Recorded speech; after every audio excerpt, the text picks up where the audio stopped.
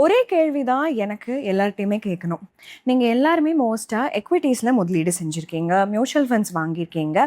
But இப்போல்லாம் குளோபலாகவும் invest பண்ண ஆரம்பிச்சிட்டோம் எல்லாரும். பட் டைவர்சிஃபைட் போர்ட்ஃபோலியோ வேணும்ல. பாண்ட்ஸ் வந்து நம்மளோட போர்ட்ஃபோலியோவில் மோஸ்ட் ஆஃப் டெம்ல 0% தான் இருக்குது. அப்போனா டைவர்சிஃபைட் கிடையாதுன்னு அர்த்தம். நீங்கள் எக்விட்டீஸில் இருக்கீங்க, நிறைய வாலட்டிலிட்டி இருக்குது, நிறைய ஆசெட் கிளாஸஸ்க்கு நடுவில் ஒரு மார்க்கெட் கிராஷ் ஆச்சுன்னா என்டையர் போர்ட்ஃபோலியோவும் ஃபால் ஆகிறதுக்கு வாய்ப்பு இருக்குது. அண்ட் இந்த ஆசெட் கிளாஸஸ் தான் நிறைய ரீட்டைல் முதலீட்டாளர்கள் கம்ப்ளீட்டாக இக்னோர் பண்ணுறாங்க. குளோபலாக பாண்ட் மார்க்கெட் வந்து $145 trillion இருக்குது. எக்விட்டி மார்க்கெட் வந்து அப்ராக்சிமேட்டாக $126 trillion இருக்குது. அதாவது குளோபல் பாண்ட் மார்க்கெட் வந்து ஸ்டாக் மார்க்கெட் விட லார்ஜராக இருக்குது. ஹிஸ்டாரிக்கலாகவும் ஃபிக்ஸ்ட் இன்கம் மார்க்கெட் வந்து லார்ஜராக இருக்குது எக்விட்டிஸை விட. கிளியராக அந்த சார்ட்டில் பார்க்கலாம். 2010 to 2024 பார்த்தோன்னா டேட்டா பாயிண்ட்ஸ் வந்து கன்சிஸ்டண்ட்டாக பாண்ட் மார்க்கெட் வந்து லார்ஜராக இருக்குது எக்விட்டி மார்க்கெட் விடன்னு காட்டுது. அண்ட் ஸ்கேல் பார்த்தோன்னா இந்தியாவுடைய பாண்ட் மார்க்கெட் வந்து 240 lakh crores இருக்குது, ரஃப்லி 2.8 trillion. பட் கார்பரேட் பாண்ட்ஸ் வந்து இதில் 22% தான் இருக்குது, அரௌண்ட் 54 lakh crores இருக்குது. அதாவது இந்த செக்மெண்ட் இன்னுமே ரிலேட்டிவாக லோவாக இருக்குது. அண்ட் இன் அதர் வேர்ட்ஸில் சொல்லணும்னா டெவலப் ஆகிட்டு இருக்குன்னு சொல்லலாம். அண்ட் கிரைசில் வந்து corporate bond market 2030 100 to 120 lakh crores reach ஆக வாய்ப்பு இருக்குன்னு சொல்கிறாங்க. ஸோ நீங்கள் இப்போ யோசிச்சுட்டு இருப்பீங்க, இது வந்து ஏதாவது புது ட்ரெண்டாக ஏதாவது பாப்புலர் ஆகிட்டு இருக்கா அப்படின்னு சொல்லிட்டு. கிடையவே கிடையாதுங்க. பாண்ட்ஸ் அப்படிங்கிறது புது இன்வென்ஷன் கிடையாது. அவங்களோட கதை வந்து ஸ்டாக் மார்க்கெட்டை விடவே ரொம்பவே ஓல்டர். நம்ம இருக்கிறதுலேயே ரொம்ப பழைய பாண்ட் வந்து மெசபொட்டோமியால பார்க்கலாம், 2400 BCல. அண்ட் ஏர்லி 1100s வெனிஸ் வந்து கவர்மெண்ட் பாண்ட் கொடுத்துருக்காங்க. இது பேர் வந்து பிரெசிடிட்டி டு ஃபினான்ஸ் வார்ஸ் அப்படின்ட்டு.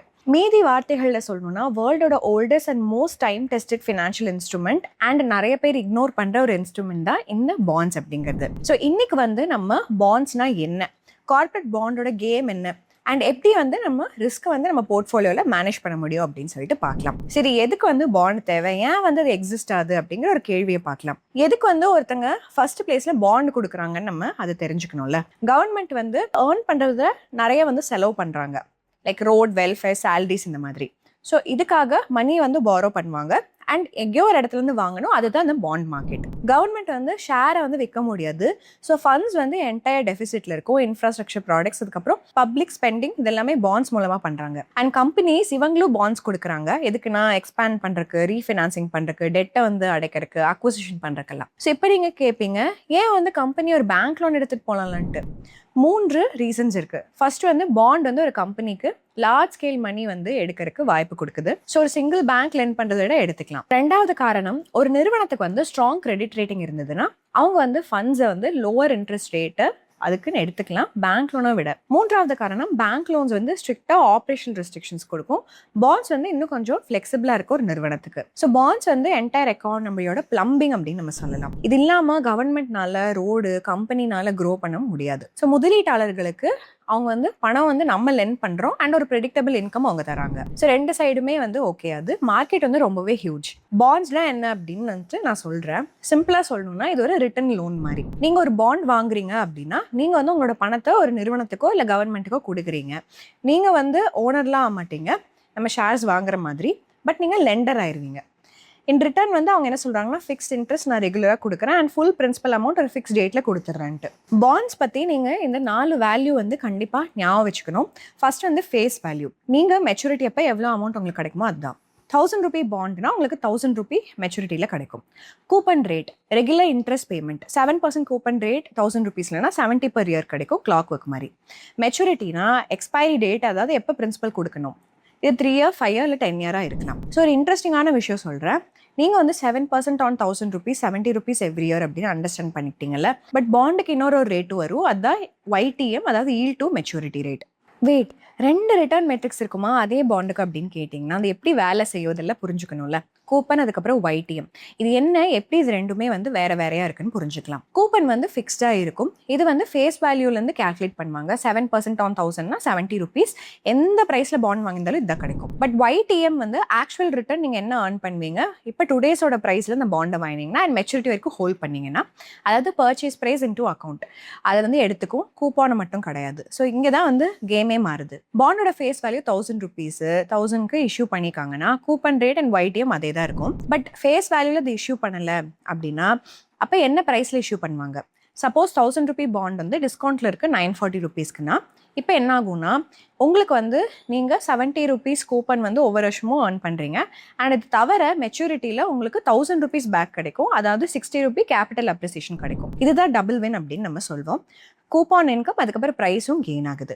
அதனால தான் இந்த கேஸில் உங்களோட YTM வந்து கூப்பன் ரேட்டை விட ஜாஸ்தியாக இருக்கும், மீனிங் அபோவ் 7%. ஏன்னா கூப்பன் ரேட் ஒரு விஷயத்தை தான் பார்க்கும், YTM 2 காம்பரன்ஸையும் பார்க்கும். பட் கேட்ச் என்னன்னா வின் ஃபார் போத் சைட்ஸாக இருக்கும். இது வந்து எப்போ கேரண்டினா நீங்கள் பாண்டை மெச்சூரிட்டி வரைக்கும் ஹோல்ட் பண்ணியிருந்தீங்கன்னா. நடுவில் செல் பண்ணிட்டீங்க இல்லை மார்க்கெட் ப்ரைஸ் பொறுத்து அப்படின்னா எந்த கேரண்டியும் உங்களுக்கு கிடையாது. பாண்டுக்கும் எஃப்டிக்கும் இருக்கிற வித்தியாசத்தை பார்க்கலாம். நிறைய முதலீட்டாளர்கள் என்ன நினைப்பாங்கன்னா, நான் எஃப்டியிலே போட்டுப்பேனே, ஆல்ரெடி அது சேஃப் தான், நான் போய் எதுக்கு பாண்ட்லலாம் முதலீடு செய்யணும்ட்டு. ஸோ இந்த இடத்துல நம்ம ஒரு ஆவரேஜ் முதலீட்டாளர்களுக்கும் ஒரு ஸ்டார்ட் முதலீட்டாளர்களுக்கும் என்ன ஒரு வித்தியாசம் இருக்குன்னு நம்ம தெரிஞ்சுக்கணும்ல. பாண்ட் வந்து ட்ரேட் பண்ணலாம், இதை வந்து நம்ம லைவ் மார்க்கெட்டில் வாங்கி விற்கலாம். அண்ட் ஒரே டிஃப்ரென்ஸ் என்னென்னா நிறைய பாசிபிலிட்டிஸ் இருக்குது. ஃபர்ஸ்ட் விஷயம், பாண்டுக்கு வந்து ஹையர் ரிட்டர்ன்ஸ் வந்து கொடுக்க வாய்ப்பு இருக்குது, எஸ்பெஷலாக கார்பரேட் பாண்ட்ஸாக எடுத்திங்கன்னா. ரெண்டாவது, இன்ட்ரெஸ்ட் ரேட் உங்களோட ப்ரைஸ் ஆஃப் த பாண்ட் வந்து அதிகமாச்சு அப்படின்னா நீங்கள் வந்து வெறும் இன்ட்ரெஸ்ட் மட்டும் ஏர்ன் பண்ணல, பட் கேபிட்டல் அப்ரிசியேஷனும் ஏர்ன் பண்ணுறீங்க. அது வந்து உங்களுக்கு எஃப்டியில் கிடைக்காது.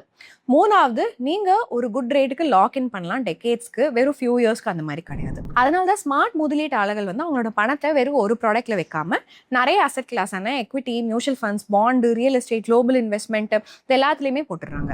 பாண்ட்ஸ் வந்து ஸ்டெபிலிட்டி, அதுக்கப்புறம் இன்கம் வந்து ஒரு போர்ட்ஃபோலியோவுக்கு கொடுக்க வாய்ப்பு இருக்குது. ஏன்னா பாண்ட்ஸ் எல்லாம் இருக்குது, டைப்ஸ் அப்படிங்கிறத பார்த்துடலாம். நிறைய வெரைட்டி இருக்குது. இது வந்து உங்களோட இலக்கு பொறுத்தே நீங்கள் சூஸ் பண்ணணும். மேக்ஸிமம் சேஃப்டி வேணும், கவர்மெண்ட் பேக்கிங் வேணும்னா G6 இல்லைனா கவர்மெண்ட் செக்யூரிட்டிஸ் எடுத்துக்கலாம். நீங்கள் டேரெக்டாக சென்ட்ரல் கவர்மெண்ட் கொடுக்குறீங்க, பேங்க்ஸ், இன்சூரன்ஸ் நிறுவனங்கள், அதுக்கப்புறம் மியூச்சுவல் ஃபண்ட்ஸ் வந்து ஹெவியாக அதில் இன்வெஸ்ட் பண்ணுவாங்க. ஸோ ஷார்ட் டேர்மில் நம்ம வந்து பணத்தை எங்கேயா வைக்கணும்னா ட்ரெஷரி பில்ஸில் இன்வெஸ்ட் பண்ணலாம். 91 டே, 182 டே இல்லைனா 364 டே 10 இயர்ஸில் வரும். அவங்க கூப்பான் எதுவும் கொடுக்க மாட்டாங்க, இன்ஸ்டெட் வந்து டிஸ்கவுண்ட்ல அவங்கள இஷ்யூ பண்ணுவாங்க. ஃபார் எக்ஸாம்பிள் 98,000 ருபீஸ் கொண்டு வாங்கினீங்கன்னா மெச்சூரிட்டியில் 1 lakh ருபீஸ் கிடைக்கும். டிஃபரன்ஸ் வந்து ரிட்டர்ன் தான். இப்போ உங்களுக்கு இன்னும் ஸ்லைட்டாக ஒரு ஹையர் ஈல்டு கிடைக்கணும், பட் கவர்மெண்ட் பேக் இன்ஸ்ட்ருமெண்ட்லேயே கிடைக்கணும் அப்படின்னு பார்த்தீங்கன்னா SDLன்னு ஒன்று இருக்குது. இது வந்து ஸ்டேட் டெவலப்மெண்ட் லோன் அப்படின்னு நம்ம சொல்வோம். ஸ்டேட் வந்து இது எல்லாத்தையும் எதுக்கு இஷ்யூ பண்ணுவாங்கன்னா அவங்களோட ப்ராஜெக்ட்க்கு மணி ரைஸ் பண்ணுறதுக்காக. ஜென்ரலாக ஹையர் ஈல்ஸ் இருக்கும் கவர்மெண்ட் செக்யூரிட்டிஸை விட, ஏன்னா இஷ்யூவர் வந்து ஸ்டேட் கவர்மெண்ட், சென்ட்ரல் கவர்மெண்ட் கிடையாது. அதனால தான் நம்ம நிறைய ஆப்ஷன்ஸ் இன்னும் பார்த்தோன்னா பப்ளிக் செக்டர் நம்ம வந்து எக்ஸ்போஷர் வேணும்னா PSU பாயிண்ட் இன்னொரு சாய்ஸ்ன்னு சொல்லலாம். கவர்மெண்ட் பேங்க் கம்பெனிஸ் வந்து பவர், ரயில்வேஸ், இன்ஃப்ராஸ்ட்ரக்சர், ஃபினான்ஸ்லாம் முதலீடு செய்வாங்க. ஸ்ட்ராங் PSUவோட பாண்ட்ஸ் எல்லாம் வந்து கன்சிடர்லி ரிலேட்டிவ்லி ஸ்டேபிளாக இருக்கும். So next investment category higher returns வேணும் அப்படின்னா கார்பரேட் பாண்ட்ஸ் போகணும். இது பிரைவேட் நிறுவனங்கள் இஷ்யூ பண்ணுவாங்க. பாண்ட் வந்து large company, AAA rated company வந்து ரிலேட்டிவாக சேஃபு. லோ ரேட்டட் கம்பெனியோடது ஹையர் ஈல்ஸ் வந்தாலும் அது வந்து ஹையர் டிஃபால்ட் ரிஸ்க் இருக்குது அப்படின்னு அர்த்தம். ஸோ இந்த இடத்துல தான் நம்ம ஹோம் ஒர்க் பண்ணி எதுக்கு ரேட்டிங் நல்லா இருக்குன்னு பார்த்துட்டு முதலீடு செய்யணும். நம்ம ஒரு பாண்டில் நம்ம வந்து முதலீடு செய்யறதுக்கு முன்னாடி ரேட்டிங் அப்படிங்கிற ஒரு விஷயத்த பார்க்குறோம். ரேட்டிங் வந்து AAAலேருந்து BBB வரைக்கும் இருக்கலாம். இது எல்லாமே AAAலேருந்து BBB வரைக்கும் இருக்கிறது இன்வெஸ்ட்மெண்ட் கிரேட்னு சொல்லலாம். இதெல்லாம் ஹை ஈல்டு இல்லைன்னா ஜங்க் பாண்ட்ஸ் அப்படின்னு நம்ம சொல்லலாம். ரூல் வந்து சிம்பிள், ரேட்டிங் கம்மியாக ஈல்டு ஜாஸ்தியாக இருக்கும். ஏன்னா மார்க்கெட் வந்து ஹையர் இன்ட்ரெஸ்ட் வந்து அடிஷனல் ரிஸ்க் எடுக்கிறதுக்காக எடுத்துப்பாங்க. கிரெடிட் ரேட்டிங் யார் கொடுக்குறாங்க அப்படின்னா CRISIL, ICRA, CARE, அதுக்கப்புறம் இந்தியா ரேட்டிங்ஸ், இவங்க எல்லாரும் வந்து இஷ்யூரோட ரீபேமெண்ட் எபிலிட்டி என்ன இருக்குது and willingness to pay back இருக்கா அந்த டெட்டை அப்படிங்கிறத பார்த்துட்டு இந்த ரேட்டிங் கொடுப்பாங்க. அவங்க அது மட்டும் இல்லாமல் கம்பெனியோட cash flow, profitability, debt levels, interest coverage, business strength, sector risk, management quality, இது எல்லாத்தையும் பார்த்துட்டு AAAலேருந்து D வரைக்கும் ஏதோ ஒரு ரேட்டிங்கை கொடுப்பாங்க. பட் ரேட்டிங்ஸ் பெர்மனன்ட் கிடையாது. ஃபினான்ஷியல் வீக் ஆச்சுன்னா AAA ரேட்டர் வந்து டவுன்கிரேட் பண்ணலாம், AA இல்லைனா லோவரா. சரிங்களா? மோஸ்ட் இம்பார்ட்டண்ட்டாக நம்ம என்ன ஞாபகம் வச்சுக்கணும் அப்படின்னா ரேட்டிங் அப்படிங்கிறது ஒரு ஒப்பீனியன் தான், கண்டிப்பாக கேரண்டி கிடையவே கிடையாது. 2008 கிரைசிஸில் மைக்கேல் புரி அப்படிங்கிறவர் வந்து ரேட்டிங்கில் மட்டும் ரிலே ஆகாமல் ஆக்சுவல் குவாலிட்டி அண்டர்லைங் லோன்ஸ் வருது என்னன்னு பார்த்துட்டு AAA லேபிள் வந்து மேட்ச் ஆகலை அப்படிங்கிறத கண்டுபிடிச்சாரு.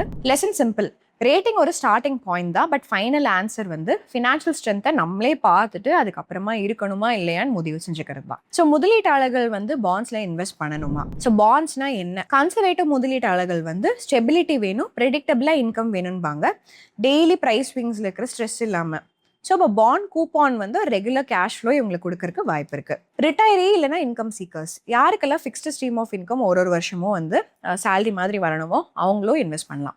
டைவர்சிஃபையர், யாரெல்லாம் வந்து எக்விட்டி, மியூச்சுவல் ஃபண்டில் நான் ஆல்ரெடி முதலீடு செஞ்சுட்ருக்கேன், பட் காமான ஒரு அசட் கிளாஸ் வேணும் பேலன்ஸ் பண்ணுறதுக்கு போர்ட்ஃபோலியோவில், மார்க்கெட் ஃபால் ஆச்சுனாலும் பாண்ட்ஸ் வந்து ஒரு குஷன் கொடுக்கணும் அப்படின்னா அவங்க முதலீடு செய்யலாம். Next tax savers, tax free bonds நிறைய இருக்குது. டாக்ஸ் எஃபிஷியன்சி ஆஃப் கேபிட்டல் கெயின்ஸ்க்காக யாருக்கெல்லாம் தேவையோ அவங்க முதலீடு செய்யலாம். பட் ஒரு விஷயம் ரொம்ப கிளியராக இருக்கணும், பாண்ட்ஸ் ரிஸ்க் ஃப்ரீ கிடையாது. ஃபிக்ஸ்ட் இன்கம் வந்து டசன்ட் மீன் ஃபிக்ஸ் ரிட்டர்ன்ஸ். இஷ்யூர் வந்து டிஃபால்ட் பண்ணலாம், பாண்ட் ப்ரைஸ் வந்து ஃபால் ஆகலாம், இன்ட்ரெஸ்ட் ரேட் ரைஸ் ஆகலாம். ஸோ பாண்டை வந்து உங்களோட கோல் அண்ட் ரிஸ்க் அப்பிடைட்டை பொறுத்து வாங்கிக்கோங்க. ஸோ இன்னைக்கு இந்த காணொலியில் ஸ்டார்டிங்கில் இருந்து முதலீடு செய்யறதுக்கு முன்னாடி நீங்கள் என்ன கேள்வி கேட்கணும்னா, யார் வந்து பாண்ட் இஷ்யூ பண்ணுறாங்க, ரிட்டர்ன் வந்து எங்கேருந்து வருது, அண்ட் அதாவது ஹிடன் ரிஸ்க் இருக்கா, இதை பார்த்துட்டு அதுக்கப்புறம் முதலீடு முடிவுகளை எடுத்துக்கோங்க.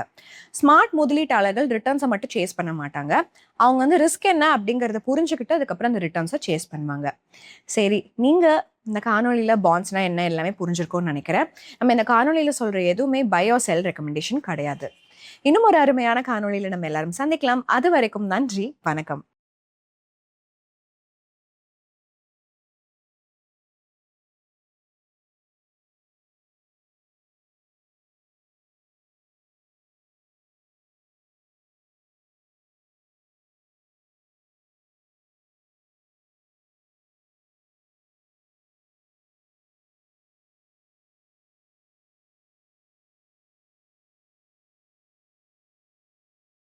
Investment in securities market are subject to market risks. Read all the related documents carefully before investing. Please read the risk disclosure documents carefully before investing in equity shares, derivatives, mutual fund, and or other instruments traded on the stock exchanges.